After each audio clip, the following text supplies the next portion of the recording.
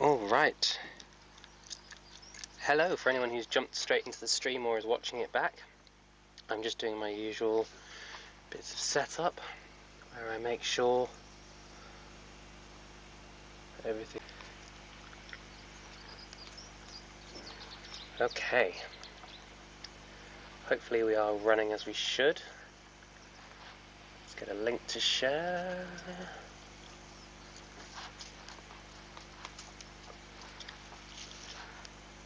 A little bit later than usual today. We'll get sound checks done.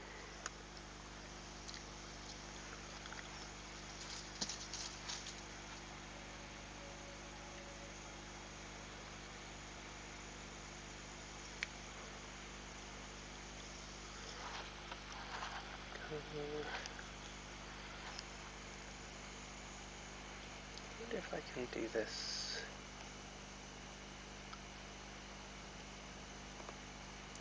Will this work?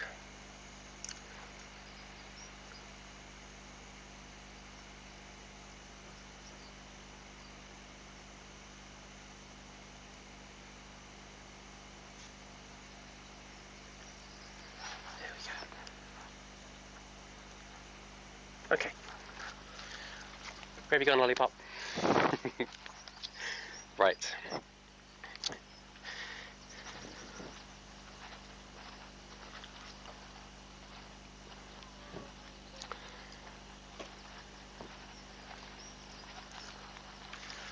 Hello, Lollipop. Did you have some fun, dude? You left it. Sorry, I left you all tangled up in your rope, didn't I? It was terrible.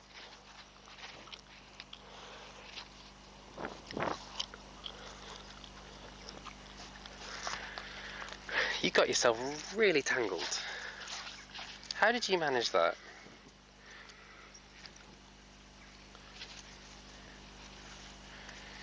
The surface is not going to let me do that trick, is it? One more. There we go. Well, hello. Welcome to one of my streams if you're new. These videos are basically a record for me, and for anyone who's interested, of this little boy having his first riding experiences and seeing the difference between breaking a horse and starting a horse, but also we're going to do a demonstration in November. Come on, pup. Where we show off to everyone, and I want to show what it takes to get a horse from unhandled or very lightly handled to being a safe riding horse that you can take to a show and do demonstrations with, because so many of the videos that are out there don't show what I'm doing here, the sort of repetitive and time-consuming part of training a young horse and building a relationship with him. Yes. But what that also means is that, and I have to disclaimer this every time, is that this is not an educational how to start a young horse video. And it's important that you know that. You're not going to be able to watch this and then go to your young horse and do exactly what you see me doing here and have the same result. This is not an in-depth educational series. It's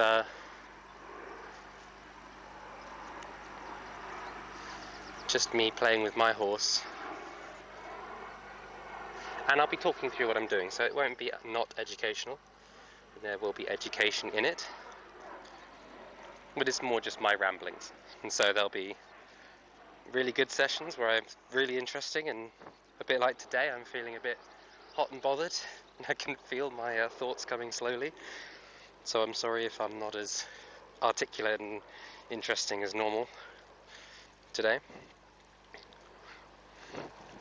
But the purpose of this is not necessarily for you to leave feeling that you've really come to understand an individual concept of horsemanship, which is what I do if I'm teaching a lesson or creating an educational video.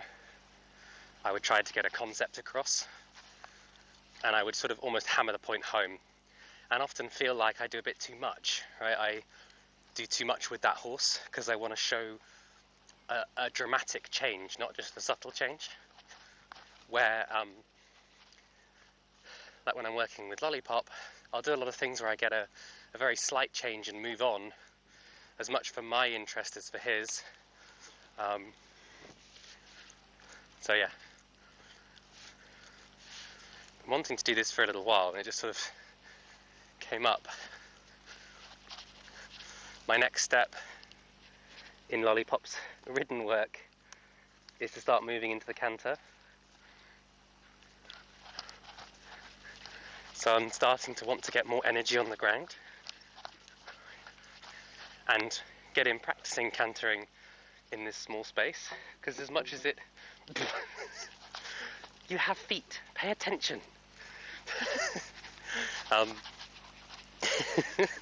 As much as it doesn't seem like it would be a problem,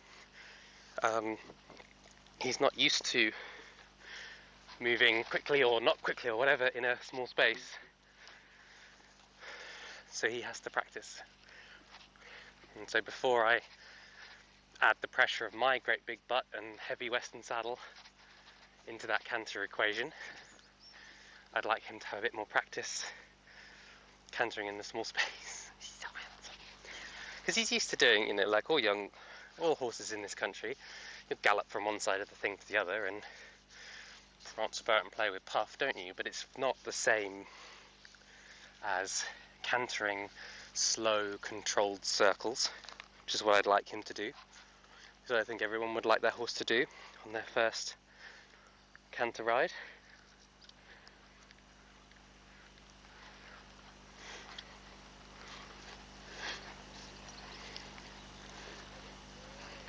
Let's have a look at this lead.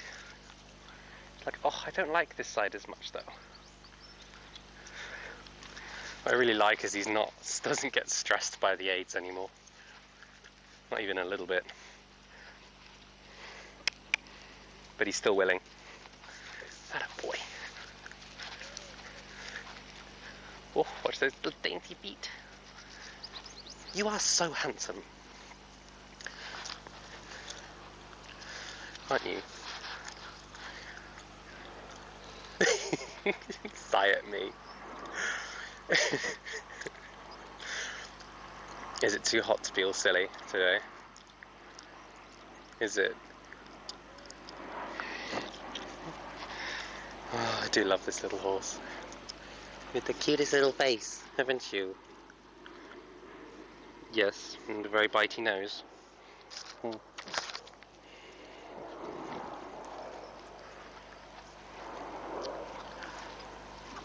Oh, in the ears. What are they doing in your ears? It's not cool, is it? Well, today might not be very long, honestly.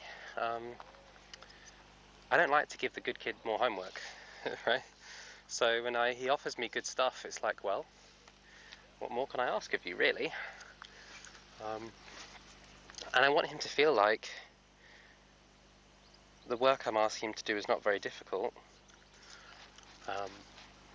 And it only becomes difficult if he has a problem with anything that I ask him to do. And it's my job as his leader to try to always give him exercises and tasks. Sorry, I've got a box on there. Hang on, do this side.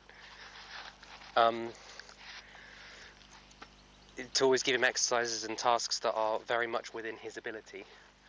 It's very easy to overface a horse, and then they start not wanting to catch or not wanting to be involved in the process. They start trying to avoid working, and it's normally because they either weren't physically or mentally or emotionally fit enough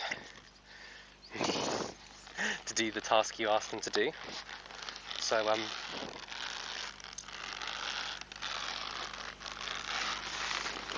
not being mentally fit enough might be just not understanding the task enough.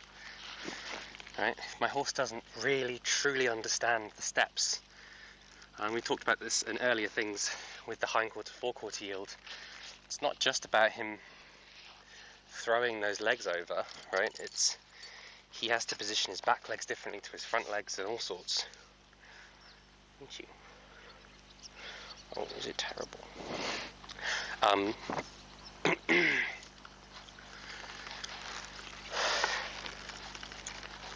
So if he doesn't really understand that, and then I try to speed it up, or do it in tandem with something else, or he's going to get confused, and then so that's like a lack of understanding, so mental fitness.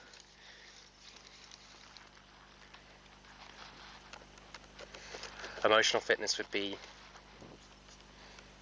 we call it woe and go. If he's got so much woe, asking him to do a gallop transition is just not going to happen, because emotionally he's thinking about stopping, not thinking about going, and vice versa. And physical fitness is physical fitness, right? Like, we all have that one. To be fair, we all have mental and emotional blocks as well. We all have mental and emotional blocks as well. But physical, I think, is the one we can all relate to the easiest. I can't do a backflip right now. And that's nothing to do with my lack of understanding. I can do a backflip on a trampoline. I just don't have the physical strength to throw my body in that direction. And that's okay. If I trained for a month with the focus, I'm sure I could do it. Particularly if I had a coach to help me. And that's your job for your horse, right? Your job is to be your horse's coach and to get him physically strong enough without upsetting him mentally or emotionally. You ready? It's just too hot, isn't it? Hey. It's not so much the temperature, I think it's only like 27 degrees or something Celsius, for anyone who's watching not in England. But it's the humidity in England.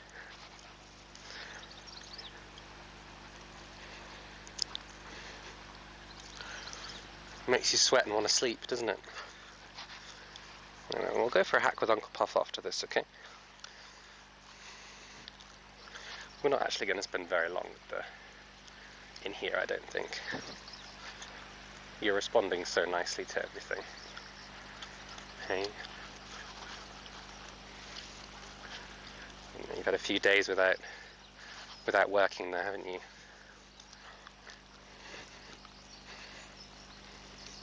We'll see whether that goes with Lollipop or not. Some horses take a very long time to get to where they can have time off and feel comfortable with it. Others, no problem at all, right? You can do it. Puff was one where it never seemed to matter if he had time off, he'd be right where you left him.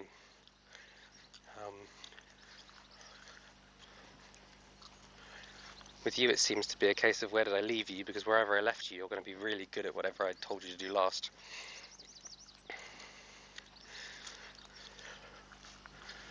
You're a very clever little lollipop, basically. Maybe a bit too clever for your own good.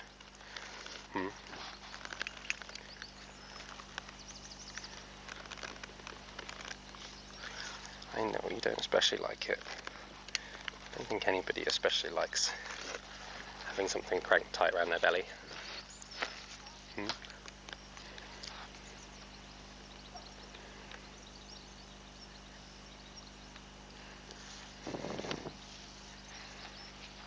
Okay. Well, you don't need to do much, but let's see you move in it.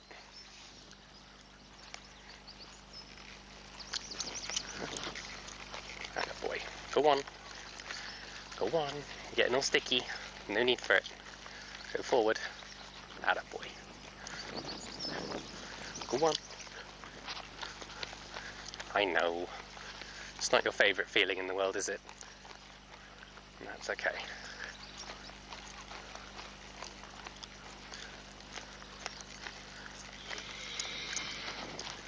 You are a funny boy. Come on.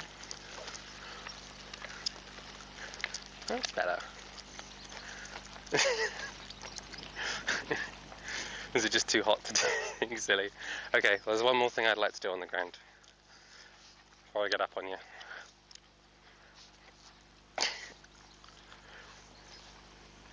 We're going to do this one. We're going to make some banging noises.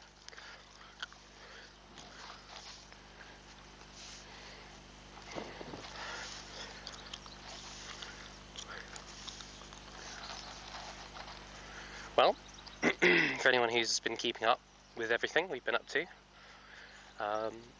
my goal over the next, I don't know, this next week will be to get Lollipop cantering with me on his back and riding in our field across the way there,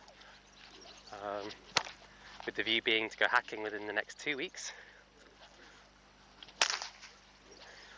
We have a bit of a challenge here. I have hacked horses a lot sooner than I do here at other yards. When I worked more in Wales, we used to go hacking quite early with a lot of them, and in the States even earlier, because there's much less that can go wrong and I have a lot more control over the environment.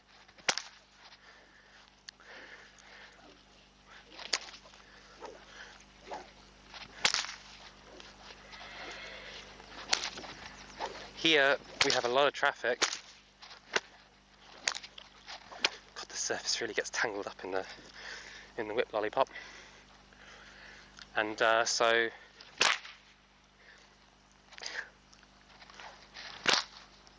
it's really hard. If you are a whip cracking fanatic, don't get carpet gallop, apparently. I love this surface for everything else. And it'll be fine when I'm doing it on your back, won't it? Hey? So it's not the end of the world.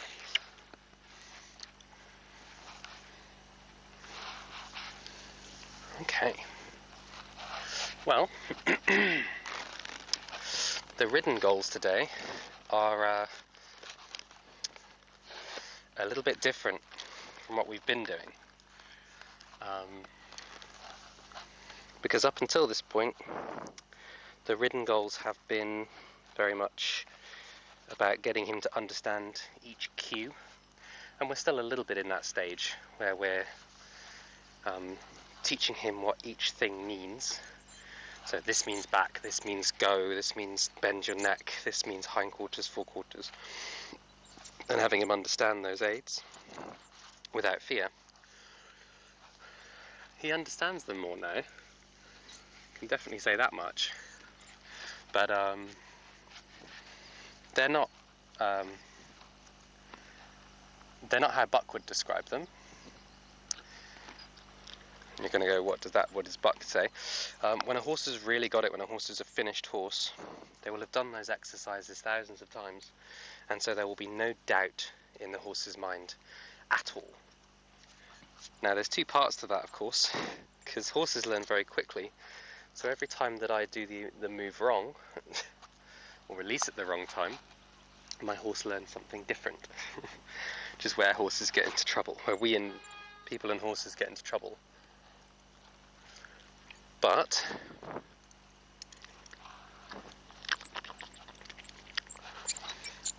have that in your mind when you're training any horse, that it's awesome that you got it once. Now you've just got to do it a couple thousand more times, and every time you do it wrong, you can knock 3 times off your tally.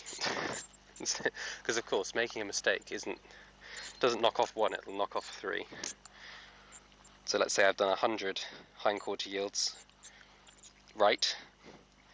If I get it wrong once, I go down to 97. And I've got to do a couple thousand.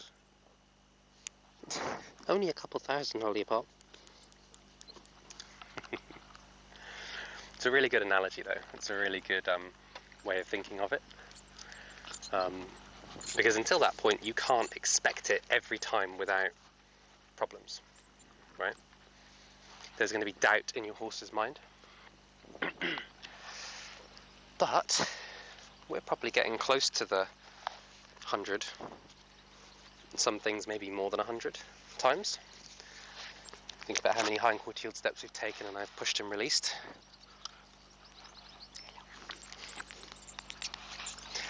So we're getting there. He's getting more confident with it, less hesitant, more like, yep, I know what that is, and not getting as confused between one and the other. There was one day where he thought everything meant forward, which is really common. When the horse first learns forward, they're like, oh, I feel a leg on. I know what that is. That's forward. But today I'm going to go with something a little bit different from what we've been doing. Because today I'm going to ride him with a stick. Now you're probably going, oh, why are you doing that?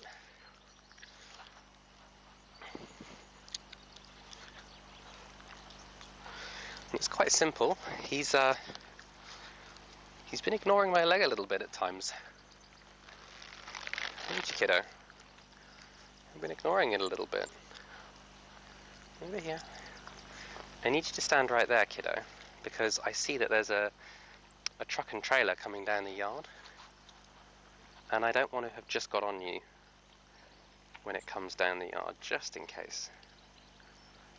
Because whilst I don't think you'll do anything, what's the point of risking it? Hey? When I can just stand here for a few minutes and you can just watch it. Hmm?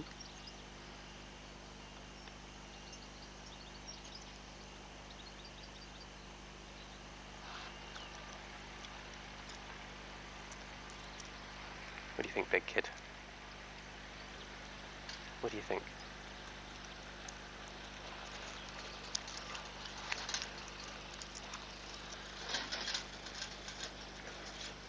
What is that, huh?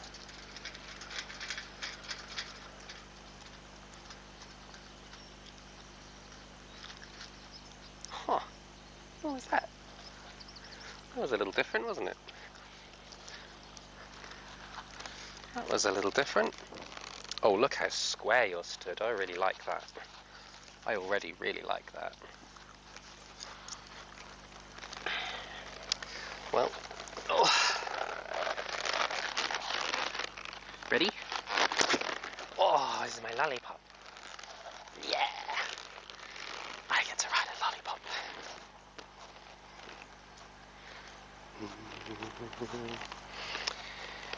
Okie dokes. Yes, yeah, oh my goodness. Payment for services rendered. You just terrible, spoiled horse. Aren't you? You are one spoilt little brat. Hey?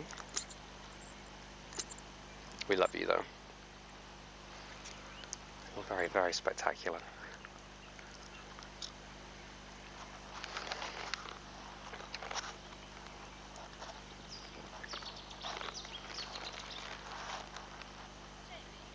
Yes. Yeah, he's doing Rosie's old field. They should be all moved out.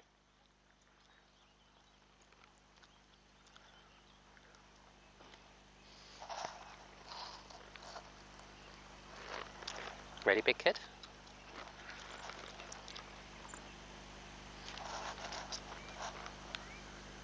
What do you think? I have this now. You think you worried about that?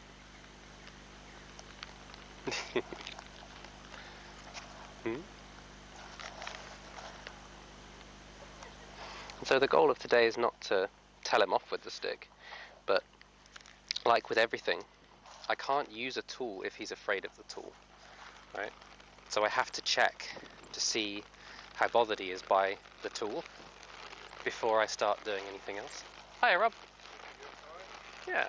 You're on live stream, in case you're wondering. You're on live recording, in case you're wondering. Because I record all of this now. Do you know how to get to that field? Yep. Yep. Yeah, it's looking good down here. Yeah, there's a few stubborn patches, but that's not any surprise really, hey? Like, but it's because we can't obviously near the stream. But other than that, yeah, it's looking really good.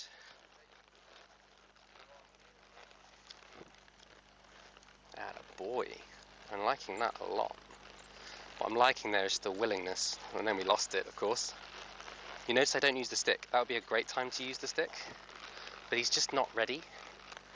He might be by in the next few minutes here. But what I want is for him to see that stick and be okay with it as a friendly action before I start using it as a consequence for negative behaviour. Right? And that was a really nice reaction, actually, considering everything. Go for a walk, kiddo. Oh dear. Give it a sniff. You see, like if I'd used that stick on his shoulder, as a consequence, he's already kind of scared of it. Right? He's not particularly worried, like he's not terrified, which is nice, right? That's what the groundwork does for you. Is you teach him what the stick means, but he's used to looking to me to know whether he should be bothered by the stick, right? When he's on the ground, he looks at the rider and goes, "Oh, the rider isn't scared, so I shouldn't be scared." Right? Oh, what is that? Where in this situation, and there's a scary thing down there, so I try not to squeeze in between me and the scary thing, but attaboy.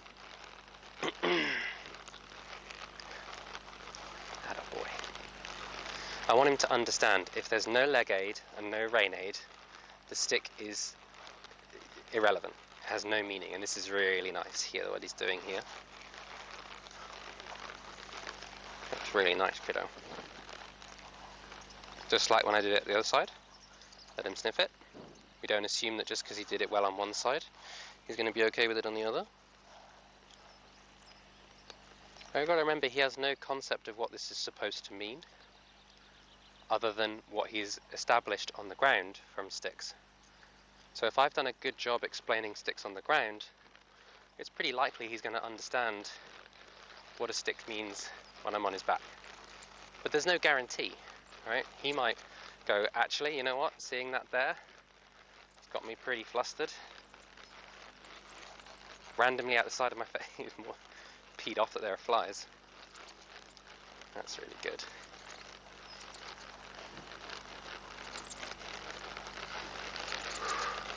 Off my seat. Those stops are so good off just my seat. In your ears. Do you want me to try and get? I want to get you a fly veil ear bonnet thing. One of those little. Are they getting in your ears? How dare they? Do they not know who you are, though? You're ACA Apollo. Little lollipop, the wonder Arab. How dare they? How dare they? Well, I'm really pleased with that. As a first introduction to sticks on a horse's back. Really pleased with that. So we're just going to ride around and do a few more isolations. Go up to trot, come back to walk. A bit more of the normal stuff, if you like. That's the next step. But like I said, we have to put in repetitions, many repetitions of walk to halt to walk, walk to trot, turn, spin, look this way, go that way, for him to really understand each aid properly. We're going to have to walk this rail thousands of times with me on his back, for him to feel like he can do it on autopilot without correction. Can't believe I'm on this horse. I still get a smile seeing his little face. Here's my little baby lollipop. My little wonder Arab, though. You guys don't understand, I had to load this horse in a trailer and he was so cute. My first trailer loading. Oh, he's calling me.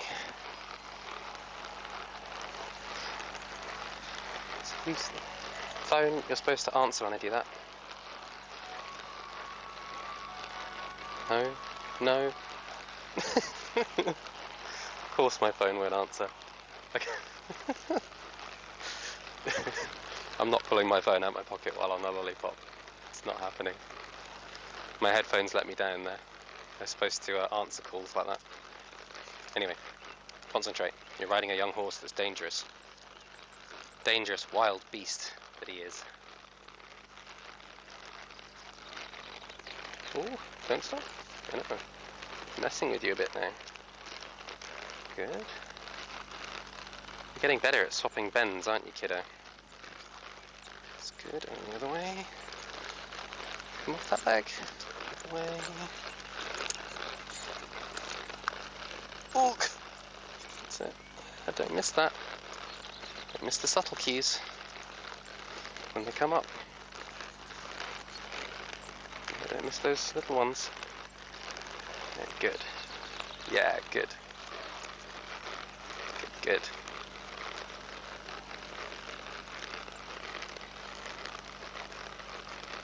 So proud of this little horse.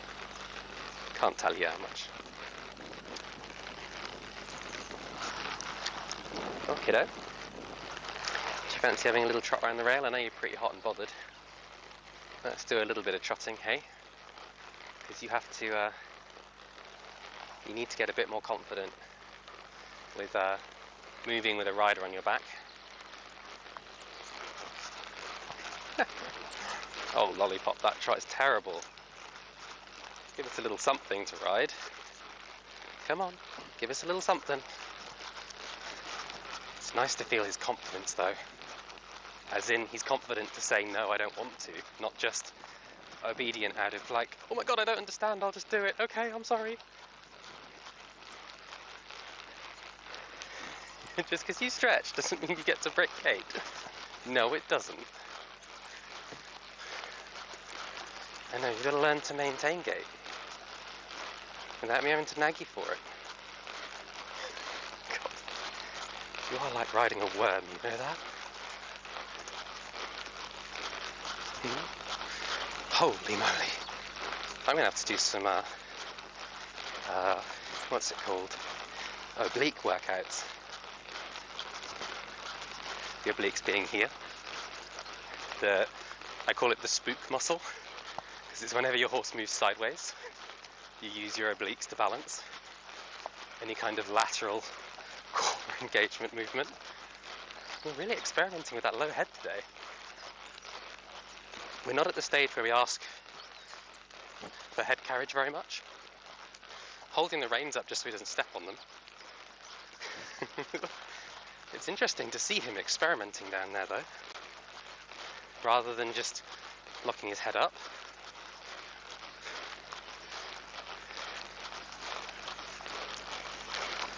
Good boy, we're going to go around the other way, and then we're done. If he keeps doing that, we'll have to move into talking to him about head carriage. But it's nice that he's stretching, right? That's a really nice thing for him to do. Ah, good sigh. That's a really nice thing for him to be experimenting with, rounding his back over the saddle. At the same time, yeah, it's not the most comfortable thing for me to ride. And I don't want it to become like whenever I move, I put my head down like this. That's really good, hey? Really pleased with that blowing out, dude.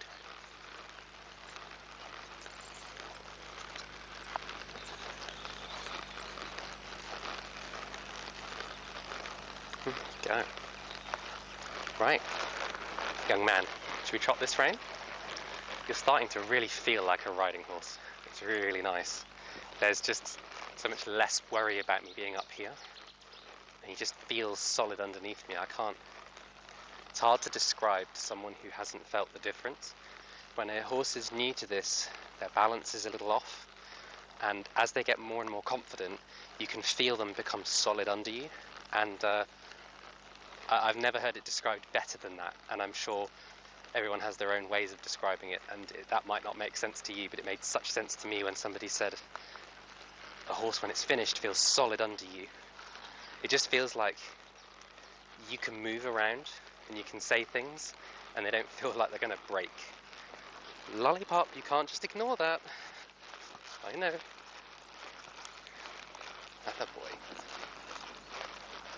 That a boy, Lollipop. Oh.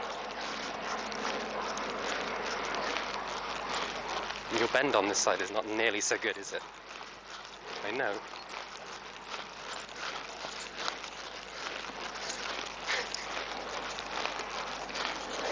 There we go. Good boy.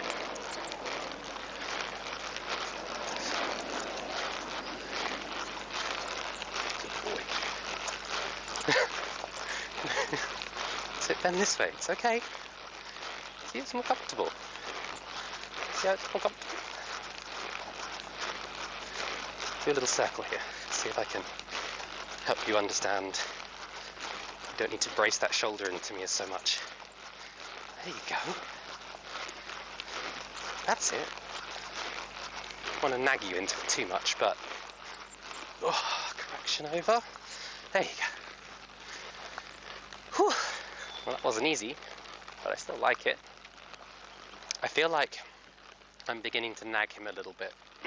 I'm not being completely clear with everything, so that needs to change. But other than that, I'm really happy. Really happy with that.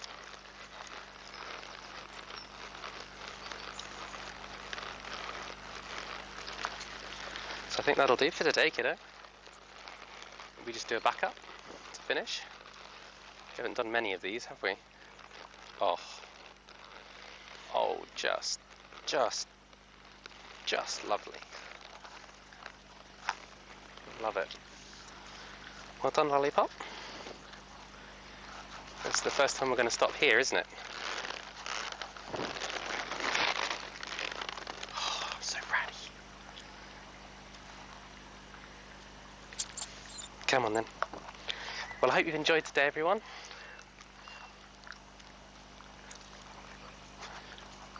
My super wonder Arab, being wonderful and super as always. We're going to go for a hack now with Uncle Puff.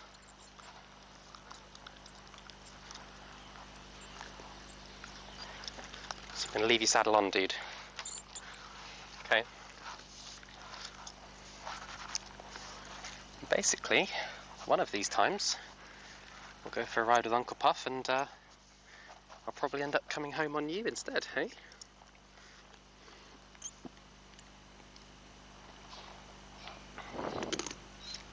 Such a wonder Arab. But yeah, I'm starting to nag him a little bit. He's starting to get a bit about what I'm asking, and so that's where the stick is quite important. I can get firmer with my legs, and I can sort of make more noise with my legs, if you like.